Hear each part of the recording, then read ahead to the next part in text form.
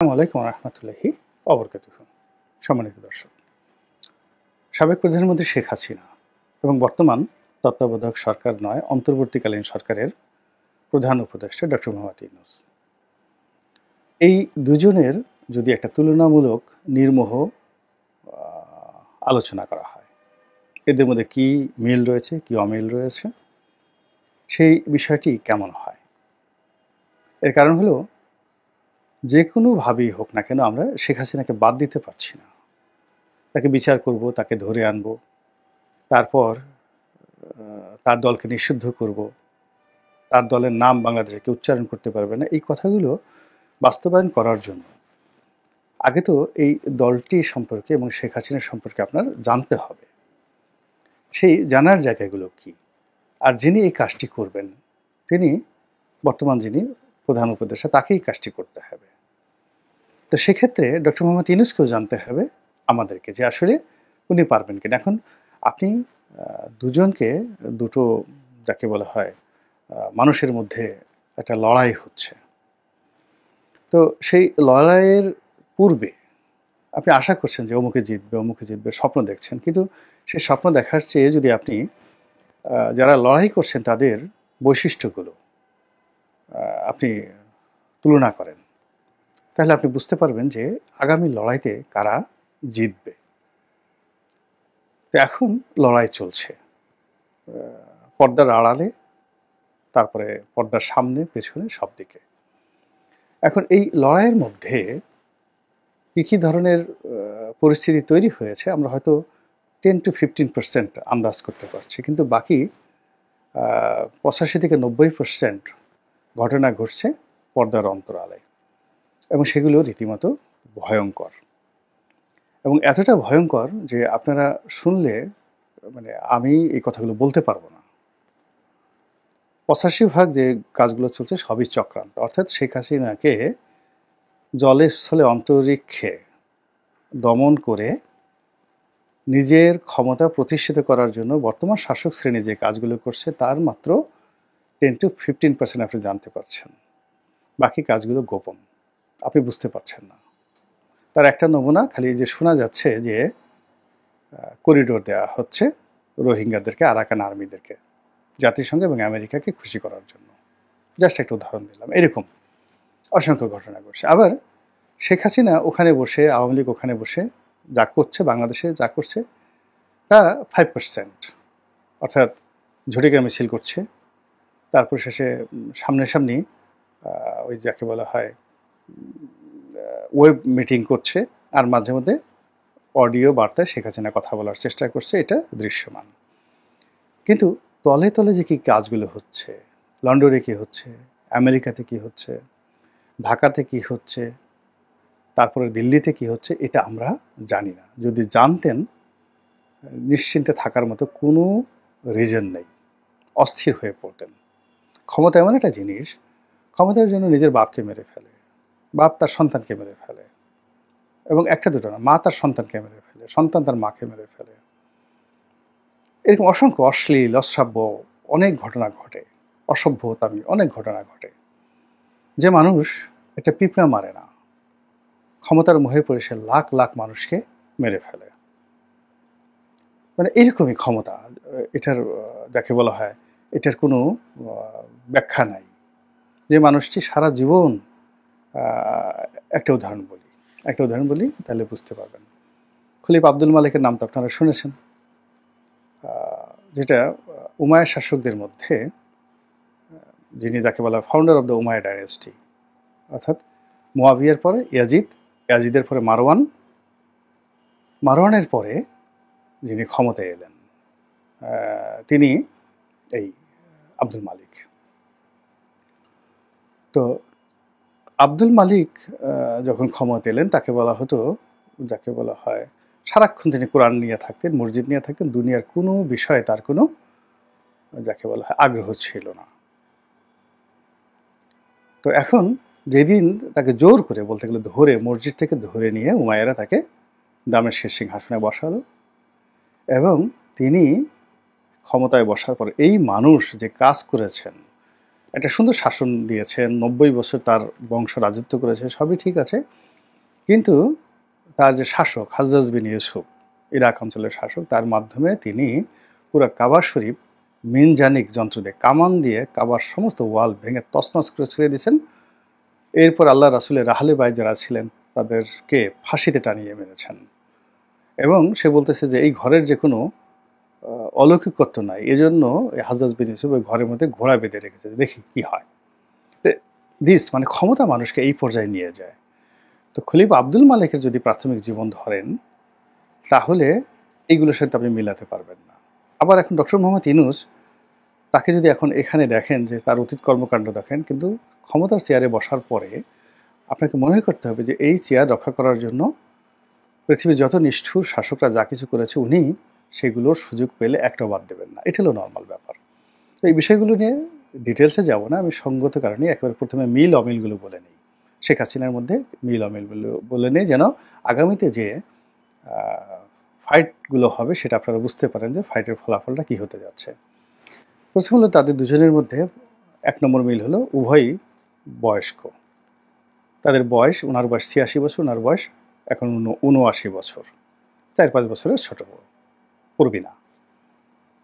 শারীরিকভাবে দুজনেই সুস্থ, যথেষ্ট সুস্থ, কোনো কথায় জড়তা নেই। তারপরে শেষে তারা দিদে আসছে, মানে যা ইচ্ছে তাই বলে যেতে পারেন। আপনি প্রশ্ন যাই করেন না কেন তিনি তার দ্বারা রাগান্বিত হবেন না বা প্রভোক্ট হবেন না। দুজনেই তারা তাদের মতো কথা স্টাইলে, আওয়ামী লীগ স্টাইলে আর গ্রামীণ ব্যাংক স্টাইলে তারা দুজনে কথা বলে যাবেন। ৩ নম্বর হলো যে তারা দুজনই ভ্রমণ পিপাসু, প্রচুর ভ্রমণ করেন। তারপরে তারা হলো, এখন আর নম্বর না দিয়ে বলে যায়, তারপরে তারা হলো যে তারা পাত্রমিত্র লোকজন নিয়ে ঘুরতে পছন্দ করেন, আপনজনদেরকে তারা পছন্দ করেন, আত্মীয় স্বজন, বন্ধু বান্ধব। এমনকি যদি কেউ কোনো কালে, আগে যেমন দেখা গেল তার ঘোড়ার রক্ষক ছিল, তো এরকম লোককেও তারা মন্ত্রী বানাতে কার্পণ্য করেন না। বাসার পিয়নকে যদি তারা কোনো মন্ত্রীর উপরে বসাতে মানে আগ্রহ প্রকাশ করেন, সেক্ষেত্রে দেখা যাচ্ছে যে এখানে আপনি তাদের এর মধ্যে অমিল পাবেন না। জাস্ট একটা উদাহরণ দিলাম। তারা উভয়ই প্রচার পছন্দ করেন, প্রশংসা পছন্দ করেন।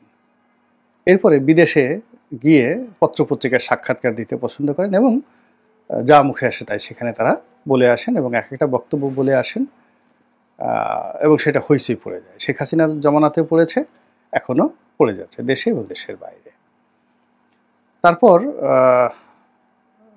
তাদের যে জিনিসটি রয়েছে সেটি হলো তাদের একটা ম্যাগনেটিক পাওয়ার রয়েছে মানুষকে আকর্ষণ করার। দুজনেরই একটা কমিউনিটি তারা পাগল বানিয়ে ফেলেছে। যেমন ডক্টর মোহাম্মদ ইউনূস এবং গ্রামীণ ব্যাংকের যারা লোকজন, প্রথম থেকে একটা বিরাট গ্রুপ, তারা ইউনূস সাহেবকে দেবতা মনে করেন। আওয়ামী লীগের যারা লোকজন রয়েছেন তারা ওনাকে সাক্ষাৎ দেবী মনে করেন। তো নিজ নিজ কমিউনিটির মধ্যে তারা উভয় যথেষ্ট পরিচিত। শিক্ষা দীক্ষায় ডক্টর মোহাম্মদ ইউনূস একজন যেহেতু ডক্টর, পিএইচডি হোল্ডার, তো সেক্ষেত্রে শেখ হাসিনারও অন্তত ১০০টি ডক্টরের ডিগ্রি আছে, পিএইচডি ডিগ্রি আছে। শেখ হাসিনা এমএ পাস, উনিও এমএ পাস, উনিও ডক্টরেট, উনিও ডক্টরেট। কিন্তু ওনার যেটা আছে অর্থনীতি, ব্যবসা বাণিজ্যের ব্যাপারে প্র্যাকটিক্যাল এক্সপিরিয়েন্স আছে। আর শেখ হাসিনার প্র্যাকটিক্যাল এক্সপিরিয়েন্স নেই, কিন্তু তারও কিন্তু ব্যবসা বাণিজ্যের যথেষ্ট অভিজ্ঞতা আছে এবং সংসার চালানো।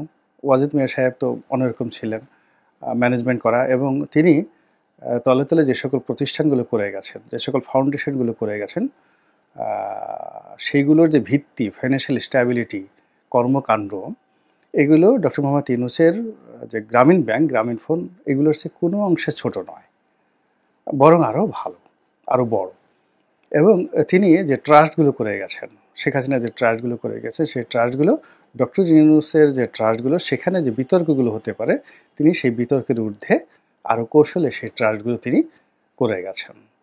ফলে ৩২ নম্বর ভাঙা হয়েছে, সুধা সদন ভাঙা হয়েছে, কিন্তু আনাচে কানাচে অন্ততপক্ষে ৪ থেকে ৫ লাখ লোক এখন পর্যন্ত শেখ হাসিনার ট্রাস্টের মাধ্যমে বেনিফিটেড, সব জায়গাতে চলে গেছে। এরপর শেখ হাসিনা যে গুচ্ছ গ্রামগুলো করেছেন, মানে রাজনীতির বাইরে তিনি একটা কমিউনিটি তৈরি গেছেন গরিব মানুষের জন্য। সেই গুচ্ছ গ্রামে যারা বসবাস করে তিনি লক্ষ লক্ষ ঘর দিয়েছেন, মানে গুচ্ছগ্রাম একটা জায়গাতে গুচ্ছগ্রাম করেছেন, ওখানে একটা কমিউনিটি আছে। এখানে মরে গেলেও শেখ হাসিনার কথা সবাই বলবে, এরা খালেদা জিয়ার কথা বলবে না, কেউ বলবে না, সব আওয়ামী লীগ করে। এখন বাংলাদেশে প্রান্তিক লেভেলে যে দেখেন কত হাজার গুচ্ছগ্রাম আছে, আর কত হাজার গুচ্ছগ্রামে কত লাখ লোক বসবাস করে।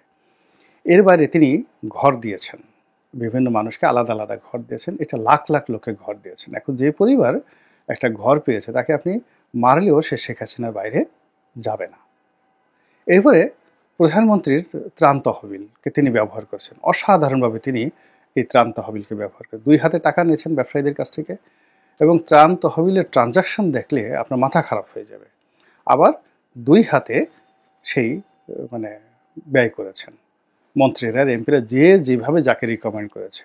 এখন গ্রামের একটা লোক ধরেন আমার কাছে আসছে, আমি সাবেক এমপি, তা বলে স্যার আপনি লিখে দিলেই হয়ে যাবে। তা আমি বললাম যে দেন, আসছি যখন বলছি লিখে দিই, আমি বিএনপিতে তখন লিখে দিলাম, সুপারিশ করা গেল গোলাম মোল্লা রনি। হাসতে হাসতে এসে বললো যে স্যার আমি তো 1 লাখ টাকা পেয়ে গেছি প্রধানমন্ত্রীর ত্রাণ তহবিল থেকে। তো এইরকম যারা ওখানে সুযোগ সুবিধা পেয়েছেন তারা আলাদা হয়ে গেছেন, আর ওই লোকগুলো এখন যদি এসে সেই ত্রাণ তহবিলে কিছুই না পায়, তারা সঙ্গত কারণেই এখানে যাকে বলা হয় কেমন একটা নেতিবাচক ধারণা পোষণ করবে। এনিওয়ে এরকম অসংখ্য মিল রয়েছে তাদের মধ্যে। আর অমিলের যে জায়গাটি সেটা হলো এখনো পর্যন্ত শেখ হাসিনা ফ্রুট, প্রতিহিংসা পরায়ণ, তিনি ক্ষমা করেন না, এটা নিশ্চিত। কারো পিছনে লাগলে মানে ওই যে দেখেন না যে পিঁপড়া বা আমরা উল্লা বলি যেগুলো, ওগুলো যদি কামড় দেয় আপনি যদি পিছন থেকে টান দেন ওর মাথাটা ছিঁড়ে যাবে, কিন্তু ও কামড় ছাড়বে না। তো ওই শেখ হাসিনা এরকম প্রতিশোধ পরায়ণ যে সে যদি একবার কাউকে টার্গেট করে সে মরে না যাওয়া পর্যন্ত ওই টার্গেট থেকে সে ছাড়ে না। এজন্য মানে চমৎকার একটা কথা বলছিলেন সুরেন্দ্র সেনগুপ্ত, যে বাঘে ধরলে বাঘে ছাড়ে, কিন্তু শেখ হাসিনা ধরলে ছাড়ে না। আমি নিজে ডক্টর মোহাম্মদ ইউনূসের সঙ্গে তার সম্পর্ক স্বাভাবিক করার জন্য চেষ্টা করেছি। এটা ইউনূস সাহেবও জানেন, শেখ হাসিনাও জানেন, এবং এত ঝুঁকি নিয়ে আওয়ামী লীগের কোনো লোক করেনি। এর মধ্যে আওয়ামী লীগের অনেক সিনিয়র নেতা, অনেক আপনজন, তারাও কিন্তু ডক্টর মোহাম্মদ ইউনূসের সাথে সম্পর্ক স্বাভাবিক করার জন্য চেষ্টা করেছে, কিন্তু উনি না করেন নাই। এবং এখন পর্যন্ত তার মধ্যে কোনো রকম আফসোস নেই। তার কাছে মনে হয়েছে তিনি যেটা করেছেন ঠিকই করেছেন, দরকার হলে তিনি এইভাবে মরে যাবেন, কবরে যাবেন, কিন্তু ইউনূসের সঙ্গে এক টেবিলে তিনি বসবেন না। এই হলো তার জিদ। এখানে ডক্টর মোহাম্মদ ইউনূসের পার্থক্য, তিনি পছন্দ না করলেও মনের দুঃখ মনে রেখে অনেকের সাথে বসতে পারেন।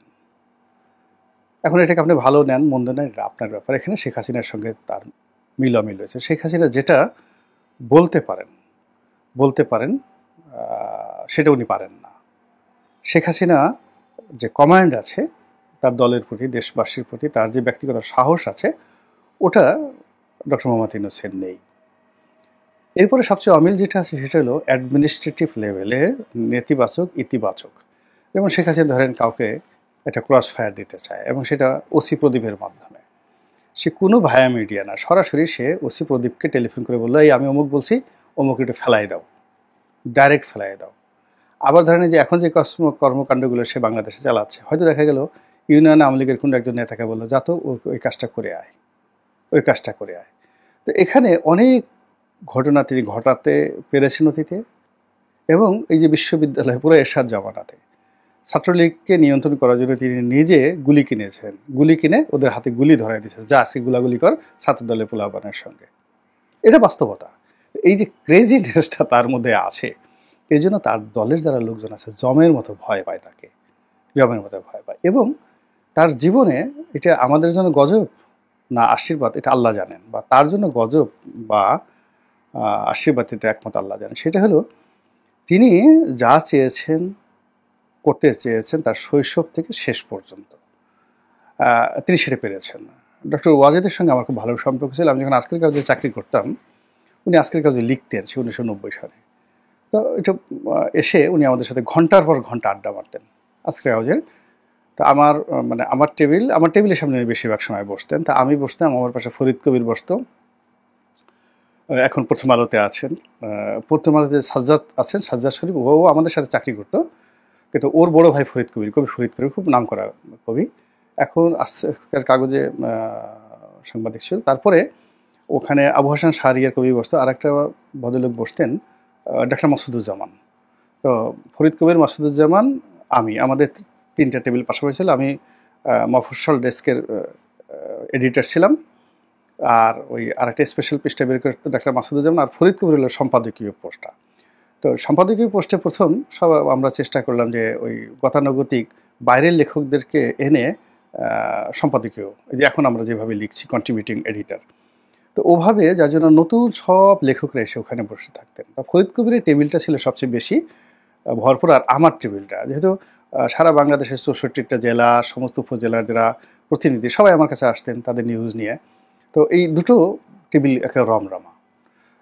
যাই হোক, কখন দেখা গেল যে আমার লোক গিয়ে ফরিদ কবির সামনে গিয়ে বসতো, আবার ফরিদ কবির সাহেবের লোক গিয়ে আমার কাছে বসতো, ফলে আমার সাথে ফরিদ কবিরের একটা সবচেয়ে বন্ধুত্বটা বেশি গড়ে উঠলো, পাশাপাশি দুজনে এভাবে বসতাম আর কি। তো উনি যেহেতু লিখতেন ফরিদ কবির ওখানে এসে, ওখানে সামনে সিট থাকলে এসে আমার সামনে বসতেন, আমার সাথে গল্প গুজব করতেন। তখন আমি ব্যক্তিগতভাবে শেখ হাসিনার ব্যক্তিগত বিষয় নিয়ে, তার বৈবাহিক বিষয় নিয়ে অনেক খোলামেলা বিষয় আলোচনা করতেন, এবং উনি দ্বিধা আসছে সব ফটাফট করে বলতেন। এবং উনি যেটা বলতেন তার মধ্যে একটা হলো যে বঙ্গবন্ধু তাকে ভয় পেতেন, তার যে জিদ ছিল, শেখ কামাল তাকে ভয় পেতেন, পরিবারের সমস্ত লোক, তার মাও তাকে ভয় পেতেন। ছোটকাল থেকে তিনি খুব জেদি ছিলেন, ভীষণ রকম জেদি ছিলেন, যেটা বলতেন সেটা করে ছাড়তেন, এইগুলো এটা। আর তার মধ্যে দুটো, একটা হলো শিশুর মতো সরলতা ছিল, আবার কুটিলতা ছিল, দুটো একসাথে। আপনার মানে মনে হবে আপনার বোন, একেবারে বোন, যখন যদি সে আপনার বোন হয়, রিয়েলি সে আপনার বোন। যদি সে আপনার শত্রু হয়, তাহলে তার মতো কুটনি বুড়ি আর পৃথিবীতে নাই। এখন যে যেভাবে তাকে ব্যবহার করতে পেরেছে, সালমান তাকে সামহাও বোন বানিয়ে ফেলতে পেরেছে, সালাউদ্দিন কাদের চৌধুরী তাকে বোন বানিয়ে ফেলতে পেরেছিল, কিন্তু যারা শত্রু বানিয়েছে তাদের কিন্তু সবাইকে তিনি একেবারে ভ্যানিশ করে দিয়েছেন। সেটা তুফাইল সাহেব বলেন, সুরঞ্জিত বাবু বলেন, মানে সাজিদা চৌধুরী বলেন, প্রত্যেকটা মানুষকে তিনি একেবারে, আব্দুল সামাদ আজাদ বলেন, এদের জীবন তিনি হারাম করে দিয়েছেন পার্টির মধ্যে, নিজেদের দলের মধ্যে। আর ইনুস সাহেবের কাছে যদি জিজ্ঞেস করেন তাহলে আপনি বুঝতে পারবেন, ইনুস সাহেবের কাছে গিয়ে যদি খালি পাশে খালি শেখ হাসিনার একটা, মানে উনি ঘুমায় আছেন, সকালবেলা আসসালাতু খায়রুম মিনান নাউম, ওই যখন আজান হয়, আজানের পরপর যদি হঠাৎ পাশে একটা টেপ রেকর্ডার ছেড়ে দেওয়া হয়, আমি কী খবর, আমি শেখ হাসিনা বলছি, বা স্যার আপনি কেমন আছেন, উনি তাকে স্যার ডাকতেন নাকি, ইউনুস সাহেব আমাকে নিজেই বলেছেন যে তাকে স্যার ডাকতেন। কী খবর স্যার, কেমন আছেন, বিশ্বাস করেন সেই রুমে যে কী হবে। তো এই যে একটা, আপনি যতটুকু বললাম ভিডিও যেন আরও বড় না হয়, যে এই যে মিল এবং অমিল, এই বিষয়গুলো একটু পর্যালোচনা করে সামনে যে ফাইটিংটা আসছে, একদিকে আওয়ামী লীগ আর একদিকে এনসিপি, একদিকে শেখ হাসিনা আর একদিকে ডক্টর মোহাম্মদ ইউনূস, একদিকে ওনার আমেরিকার জো বাইডেন প্রশাসনের সাবেক কর্তা ব্যক্তি, অন্যদিকে ইন্ডিয়া, আবার শেখ হাসিনার যারা সাহায্যকারী রাজনৈতিক শক্তিগুলো আছে তারা তো বাংলাদেশে এখনও বলিয়ান, তারা প্লাস এনসিপিকে যারা সাহায্য করতে চাচ্ছে তারা, সব মিলে আগামী যে ফাইটিংটা কোন পর্যায়ে যাবে এবং পরিণতি কী হবে একটু চিন্তা করলেই বুঝতে পারবেন। খুব বেশি জ্ঞানী হওয়ার দরকার হবে না। আল্লাহ আমাদের সবাইকে হেদায়েত দান করুন এবং হেফাজত করুন। আসসালামু আলাইকুম ওয়া রাহমাতুল্লাহি ওয়া বারাকাতুহু।